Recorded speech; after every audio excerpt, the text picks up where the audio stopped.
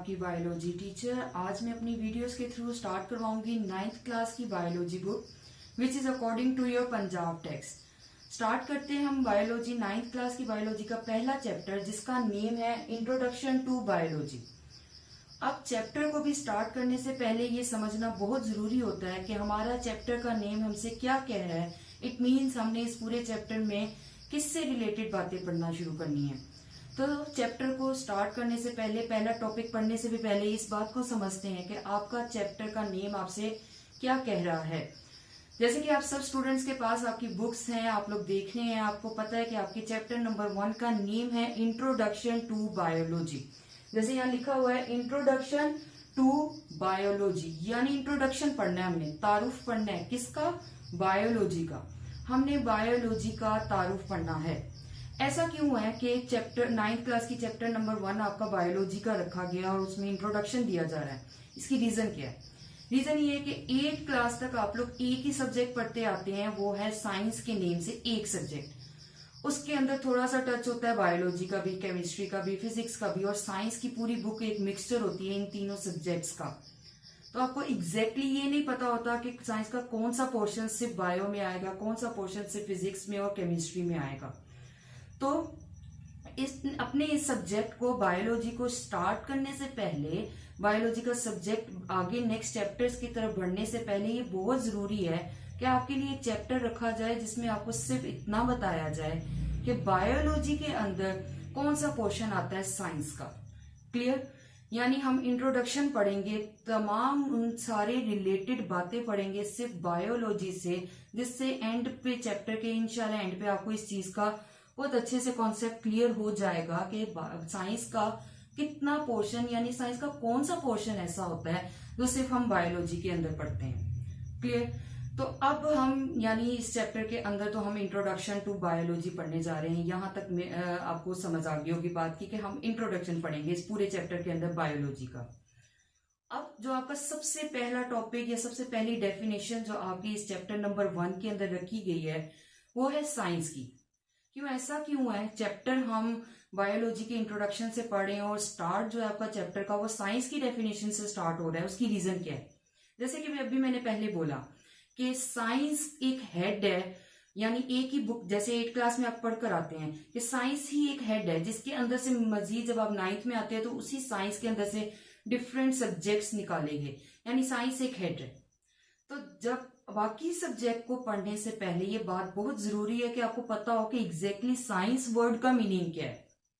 आपका ये कॉन्सेप्ट बहुत अच्छे से क्लियर होना चाहिए कि कौन सी बातों को हम सिर्फ साइंस में ऐड करते हैं। क्या हम इर्द गिर्द देखने वाली हमारे पास जितनी ऑब्जर्वेशंस हैं, जितने मुशाहिदात दिन में करते हैं, या जो हमारे इर्द गिर्द चीजें हो रही हैं, हम उन सब चीजों को क्या साइंस में ऐड कर देंगे?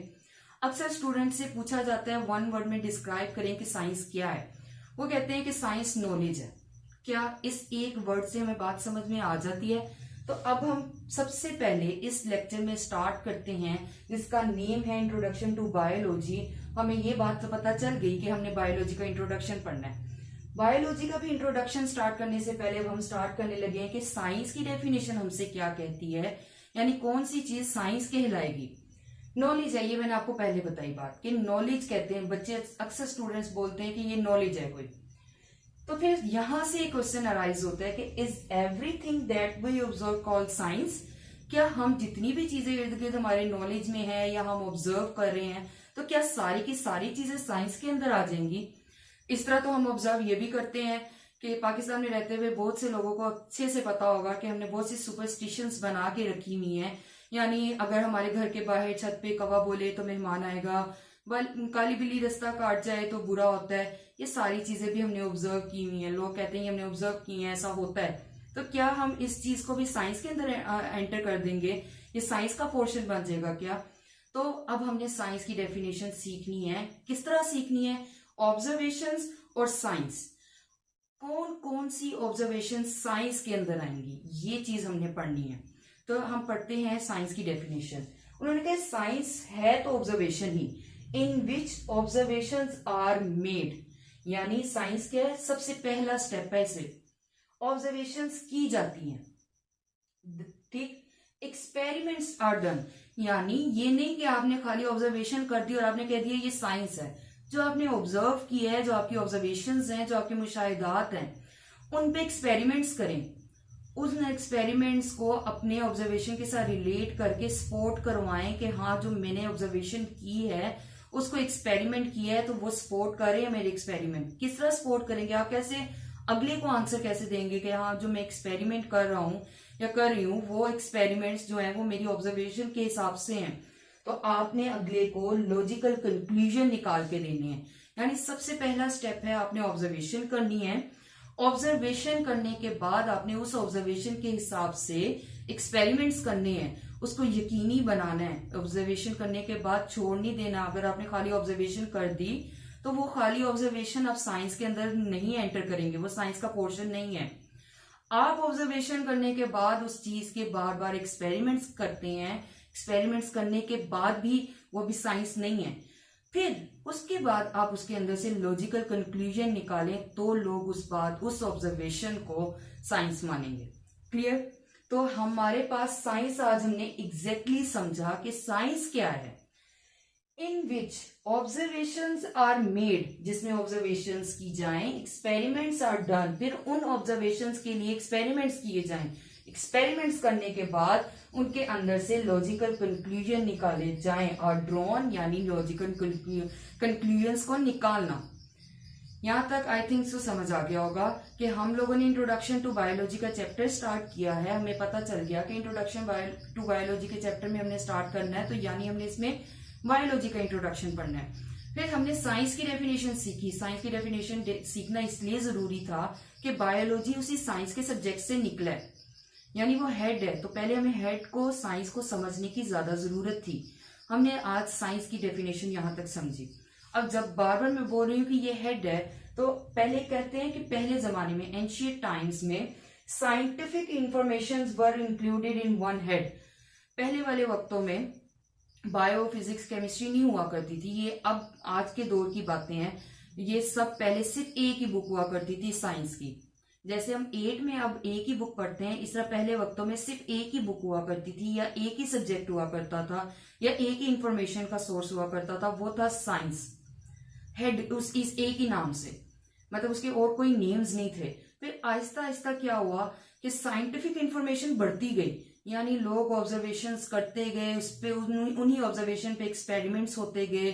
एक्सपेरिमेंट्स होने के साथ साथ लोगों ने लॉजिकल कंक्लूजन्स निकाले, और फिर आहिस्ता आहिस्ता वो सारी की सारी ऑब्जर्वेशन, जब उन्होंने उन ऑब्जर्वेशंस के लॉजिकल कंक्लूजन निकाल के दिखाना शुरू कर दिए, तो वो चीजें साइंस बनती चली गई। तो वक्त के साथ साथ आज तक भी, अभी तक भी साइंटिफिक रिसर्च रुकी नहीं है। तो जब साइंटिफिक रिसर्च नहीं रुकी, इट मीन्स कि scientific information day by day, वक्त के साथ साथ जो है वो बढ़ती चली जा रही है। तो जब चीज बढ़ती चली जा रही है तो ये मुश्किल हो गया कि उस साइंस के अंदर ही, एक ही हेड के अंदर सारे सोर्सेज या सारी ब्रांचेस को रखना। यानी साइंटिफिक इंफॉर्मेशन इस हद तक बढ़ चुकी है कि हम उसको एक हेड के अंदर बंद करके नहीं रख सकते। अगर हमने उसको ब्रीफली और डिटेल में एक्सप्लेन करना है, किसी को किसी सब्जेक्ट या किसी फील्ड में निकलना है, तो उसके लिए जरूरी है कि आप उस सब साइंस के सब्जेक्ट को, साइंस को और डिफरेंट ब्रांचेस में डिवाइड करें, ताकि इंसानों के लिए या किसी भी शख्स के लिए वो चीज पढ़ना आसान हो, उसे पता हो कि साइंस का इतना पोर्शन इस सब्जेक्ट में है, साइंस का इतना पोर्शन फिजिक्स में है, इतना पोर्शन केमिस्ट्री में है। क्लियर? तो साइंटिफिक इंफॉर्मेशन के बढ़ जाने की वजह से आज साइंस को एक ही हेड के अंदर बंद करके रखना मुश्किल हो गया है। तो इस वजह से सिर्फ हमने साइंस को आज डिफरेंट ब्रांचेस में डिवाइड कर दिया हुआ है। तो scientific information were included in one head. पुराने जमाने में, एंशिएंट टाइम्स में, एक ही हेड हुआ करता था, साइंस। फिर क्या हुआ? Then scientific information increased many folds. Scientific information बढ़ती चली गई, बट साइंटिफिक इंफॉर्मेशन बढ़ने की वजह से ये जरूरी हो गया divided into different branches. Science को डिफरेंट ब्रांचेस में डिवाइड करना हम लोगों के लिए जरूरी हो गया। और हमने किन डिफरेंट ब्रांचेस में डिवाइड की है? आपकी बुक आपको मेंशन करती है बायोलॉजी, केमिस्ट्री, फिजिक्स, मैथ्स, ये सब आपके साइंस के हेड के अंदर से निकाली हुई डिफरेंट ब्रांचेस हैं। तो ये था आज का आपका इंट्रोडक्शन, ये था आपका आज का पहला लेक्चर। जिसमें हमने आज ये सीखा कि हम चैप्टर नंबर 1 स्टार्ट करेंगे, जिसका नेम था introduction to biology. Introduction to biology का मतलब समझा कि हमने इस चैप्टर में क्या पढ़ने जा रहे हैं। हम इसमें बायोलॉजी का इंट्रोडक्शन पढ़ेंगे, एग्जैक्ट कॉन्सेप्ट लेंगे कि इस पूरे चैप्टर में आप क्या पढ़ेंगे, यानी आप ये पढ़ेंगे कि बायोलॉजी एग्जैक्टली है क्या। अब जब हमने पढ़ा कि ये साइंस सब्जेक्ट का हिस्सा है, यानी जैसे आप लोग देखते हैं ना कि आप जब साइंस रखते हैं तो आपसे अक्सर स्टूडेंट होते हैं, एक होते हैं आर्ट्स के और एक होते हैं साइंस के। अगर आपने बायो फिजिक्स केमिस्ट्री रखी होती है तो आप कहते हैं कि मैंने साइंस सब्जेक्ट्स रखे हैं। इट मीन्स ये bio physics chemistry are the subjects of science. तो अब बायोलॉजी के लफ्ज को या बायोलॉजी के कॉन्सेप्ट को भी समझने से पहले जरूरी है कि आप जो उसका हेड है, जो उसकी साइंस हेड है, उस लफ्ज को सीखें, एग्जैक्टली उसका पहले मीनिंग समझें। तो इससे पहले इस क्लास से शुरू करने, इस लेक्चर को शुरू करने से पहले आपके ज़हन में था कि साइंस जो है वो हमारे पास नॉलेज है, हमारे पास ऑब्जर्वेशन है। तो फिर हमने ये सीखा कि क्या सारी ऑब्जर्वेशंस हम साइंस के अंदर ऐड कर देंगे? नहीं, हमने कहा कि ऑब्जर्वेशंस बनाई जाएं, उस पर एक्सपेरिमेंट्स किए जाएं और फिर उनसे लॉजिकल कंक्लूजन निकाले जाएं, फिर हम उस ऑब्जर्वेशन को किसके अंदर एंटर करेंगे? साइंस के अंदर। फिर हमने ये बात पढ़ी कि साइंटिफिक इंफॉर्मेशन वक्त के साथ साथ, पहले एक ही हेड हुआ करता था, फिर वक्त के साथ साथ साइंटिफिक इंफॉर्मेशन बढ़ती चली गई, फिर उसको एक ही हेड के अंदर बंद करके रखना मुश्किल हो गया। फिर हमने उसको डिफरेंट ब्रांचेस में डिवाइड किया, जो आज आपके डिफरेंट सब्जेक्ट्स हैं, बायो फिजिक्स केमिस्ट्री मैथ्स। सो ये था आज का आपका पहला लेक्चर 9th क्लास बायोलॉजी। आपसे मिलते हैं इंशाल्लाह नेक्स्ट वीडियो में नेक्स्ट लेक्चर के साथ। तब तक के लिए अल्लाह हाफिज।